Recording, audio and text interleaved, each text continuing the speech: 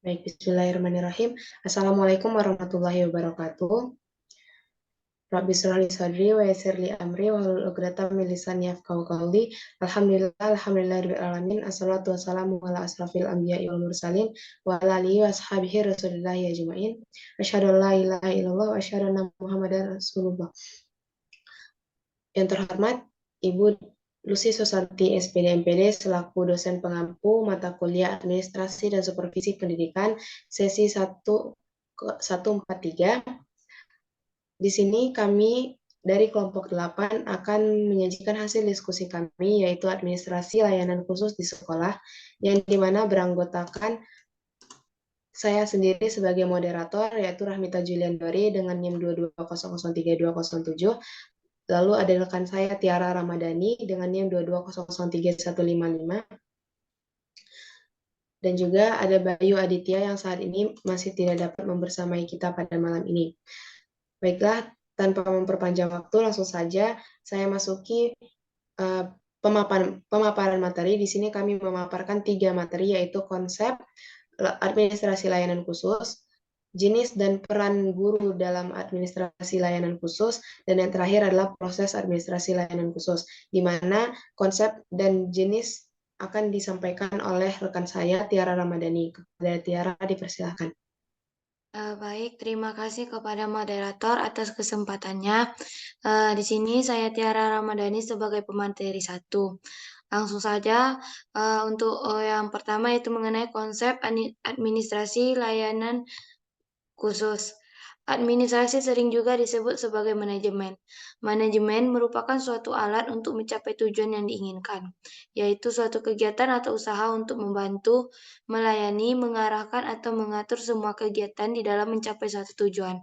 Administrasi layanan khusus adalah administrasi dalam dunia pendidikan yang memberikan layanan secara khusus atau suatu usaha yang tidak secara langsung berkenaan dengan proses belajar mengajar di kelas, tetapi secara khusus diberikan oleh sekolah kepada para siswa agar mereka lebih optimal dalam melaksanakan proses belajar. Administrasi layanan khusus sekolah pada dasarnya ditetapkan dan diorganisasikan untuk mempermudah atau memperlancar pembelajaran, serta dapat memenuhi kebutuhan khusus siswa di sekolah. Pelayanan khusus diselenggarakan di sekolah dengan maksud untuk memperlancar pelaksanaan pembelajaran dalam rangka pencapaian tujuan pendidikan di sekolah. Yang selanjutnya yaitu jenis dan peranan guru. Pelayanan khusus yang diberikan sekolah kepada peserta didik antar sekolah satu dengan sekolah lainnya pada umumnya sama, tetapi proses pengelolaan dan pemanfaatan yang berbeda. Beberapa bentuk layanan khusus yang ada di sekolah antara lain yaitu layanan pustaka, layanan laboratorium, layanan kesehatan, kafetaria sekolah, sarana ibadah, layanan asrama, layanan koperasi, layanan transportasi, layanan BK, layanan keamanan. Yang pertama yaitu layanan pustaka. Menurut Anas Tanjung 2012, perpustakaan sekolah adalah perpustakaan yang bertanggung jawab pada sebuah sekolah. Dikelola sepenuhnya oleh sekolah yang bersangkutan dengan tujuan untuk membantu sekolah untuk mencapai tujuan khusus sekolah dan tujuan pendidikan pada umumnya. Fungsi perpustakaan ada fungsi pendidikan, fungsi informasi, fungsi rekreasi, fungsi penelitian, fungsi penyaluran hobi, dan fungsi penamaan rasa tanggung jawab. Peran guru dalam administrasi perpustakaan sekolah adalah sebagai berikut. Yang pertama yaitu guru memperkenalkan buku-buku kepada siswa dan guru. 2. Guru memilih buku-buku dan bahan pustaka lainnya yang akan dibeli. 3. Guru mempromosikan perpustakaan baik untuk pemakaian maupun pembinaannya. 4. Guru mengetahui jenis dan menguasai kriteria karakteristik umum yang menentukan baik buruknya suatu koleksi. Dan yang terakhir yaitu guru mengusahakan agar siswa aktif membantu perkembangan perpustakaan. Yang kedua yaitu laboratorium. Menurut Mas Tika, Laboratorium adalah suatu tempat dilakukannya kegiatan percobaan dan penelitian yang berada di ruang yang tertutup, kamar atau ruang terbuka. Laboratorium diperlukan peserta didik apabila mereka akan mengadakan penelitian yang berkaitan dengan percobaan tentang suatu objek tertentu. Peran guru dalam laboratorium yaitu yang pertama, guru berperan dalam memperkenalkan peralatan yang ada di dalam laboratorium. Yang kedua, memandu siswa ketika menggunakan laboratorium untuk melakukan praktek. Yang selanjutnya yaitu layanan kesehatan. Layanan kesehatan di sekolah biasanya dibentuk sebuah wadah bernamakan Usaha Kesehatan Sekolah atau UKS. Usaha kesehatan sekolah adalah usaha kesehatan masyarakat yang dijalankan di sekolah. Hal ini sejalan dengan pendapat Rahmawati bahwa UKS merupakan bagian dari substansi manajemen layanan khusus yang bergerak dalam bidang kesehatan sekolah. Sebagai warga sekolah yang memiliki peranan penting serta memegang kendali di sekolah, maka guru harus ikut andil dalam pelaksanaan kegiatan UKS ini. Beberapa peranan guru dalam UKS antara lain yang pertama, guru memberikan pelajaran pendidikan kesehatan kepada siswa. Hal ini dapat dilakukan oleh guru pendidikan jasmani maupun oleh guru kelas. Kedua, guru melakukan pemeriksaan rutin terhadap siswa yaitu sekali seminggu. Yang ketiga, guru melakukan pemeriksaan berkala sesuai dengan kartu menuju sehat yaitu sekali 4 bulan. Selanjutnya yaitu kafetaria sekolah. Kafetaria atau warung atau kantin sekolah pada awalnya didirikan bukan hanya mempertimbangkan unsur bisnis semata, tetapi lebih daripada itu. Menurut Suteki, kantin merupakan pelayanan khusus yang menyediakan makanan dan minuman untuk para siswa dan staf sekolah lainnya. Kafetaria atau warung atau kantin sekolah secara tidak langsung mempunyai kegiatan yang erat dengan proses belajar mengajar di sekolah. Ada kala proses belajar mengajar tidak dapat berjalan sebagaimana mestinya karena siswa dalam keadaan lapar dan haus. Dalam kafetaria sekolah, pengelola diharapkan sekali mengontrol kantin sekolah dan berkonsultasi dengan pengelola kantin mengenai makanan yang bersih dan bergizi. Pengelola kantin sebaiknya dipegang oleh orang dalam atau keluarga karyawan sekolah yang bersangkutan, agar segala makanan dijual di kantin tersebut terjamin dan bermanfaat bagi siswa. Selanjutnya yaitu sarana ibadah. Di setiap sekolah yang ada layanan sarana peribadatan sangatlah diperlukan. Layanan sarana peribadatan merupakan layanan yang diberikan sekolah dengan tujuan agar layanan tersebut bisa digunakan untuk beribadah, melaksanakan kegiatan keagamaan lainnya, serta biasanya membentuk kerohanian bagi peserta didik, khususnya agar mampu menjadi manusia yang baik dan beriman.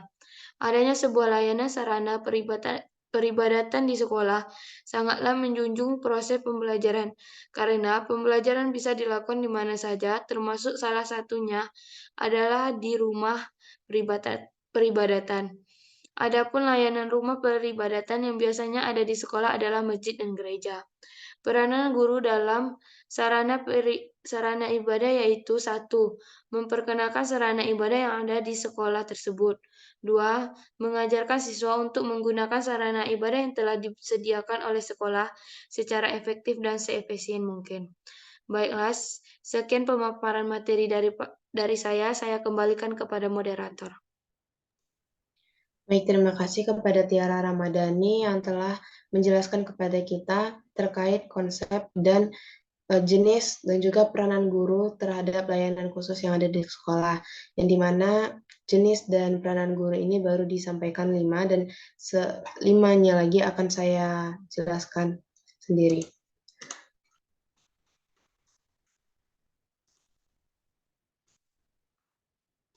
Next slide.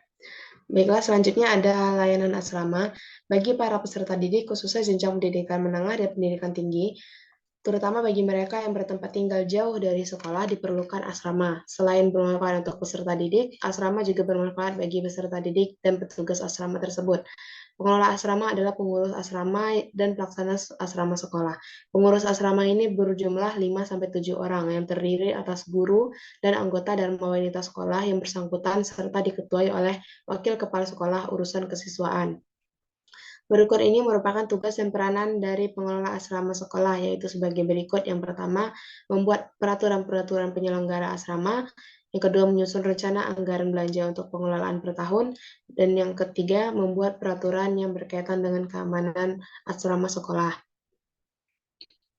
Selanjutnya ada layanan koperasi. Koperasi adalah suatu perkumpulan yang beranggotakan beberapa orang atau badan-badan dengan bekerjasama dengan menggunakan asas kekeluargaan dalam menjalankan usaha, serta untuk mempertinggi kesejahteraan jasmaniah para anggotanya. Layanan koperasi mendidik para peserta didik untuk dapat berwirausaha. Hal ini sangat membantu peserta didik di kehidupan ketika telah dewasa dan mandiri. Koperasi yang ada di sekolah terbagi atas dua, yaitu koperasi sekolah dan koperasi siswa. Peran guru dalam koperasi yang pertama adalah membimbing peserta didik dalam kegiatan koperasi sekolah. Yang kedua adalah membimbing peserta didik menemukan manfaat koperasi sekolah. Yang kedelapan adalah layanan transportasi, di mana menurut Setiowati tahun 2019, layanan transportasi sekolah merupakan layanan antarjemput siswa yang disediakan oleh sekolah guna menunjang proses pembelajaran. Sarana angkutan atau transportasi bagi peserta didik merupakan salah satu penunjang untuk kelancaran proses belajar mengajar. Para peserta didik akan merasa aman dan dapat masuk atau pulang sekolah dengan waktu yang tepat. Transportasi diperlukan terutama bagi para peserta didik tingkat prasekolah dan pendidikan dasar. Penyelenggaraan transportasi sebaiknya dilaksanakan oleh sekolah yang bersangkutan atau pihak swasta. Yang kesembilan adalah layanan BK atau bimbingan konseling. Menurut Prayitno, di Kamaludin tahun 2011, bimbingan konseling adalah pelayanan bantuan untuk peserta didik, baik secara perorangan maupun kelompok agar mandiri, dan bisa berkembang secara optimal dalam bimbingan pribadi, sosial, dan belajar, maupun karir melalui berbagai jenis layanan dan kegiatan pendukung berdasarkan norma-norma yang berlaku. Keberadaan layanan bimbingan dan konseling diselenggarakan berdasarkan kebutuhan sekolah untuk membantu siswa dalam menumbuhkan tingkat kepercayaan diri dan perkembangan siswa. Yang terakhir adalah layanan keamanan. Menurut Hakim tahun 2016 mengatakan layanan keamanan yaitu layanan yang dapat memberikan rasa aman pada siswa selama siswa belajar di sekolah, misalnya adanya penjagaan oleh satpam sekolah. Dengan adanya petugas keamanan sekolah, dapat membantu suasana aman dan tertib di sekolah sehingga dapat membantu proses kelancaran pembelajaran dan segala aktivitas sekolah. Sekaligus pihak keamanan sekolah menjaga parkiran agar tidak ada kehilangan kendaraan bermotor, helm, spion, dan sebagainya.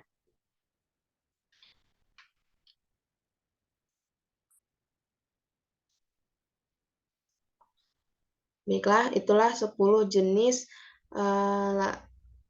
jenis dari layanan khusus yang ada di sekolah. Selanjutnya, kita memasuki proses administrasi layanan khusus yang ada di sekolah. Yang dimana pada proses ini,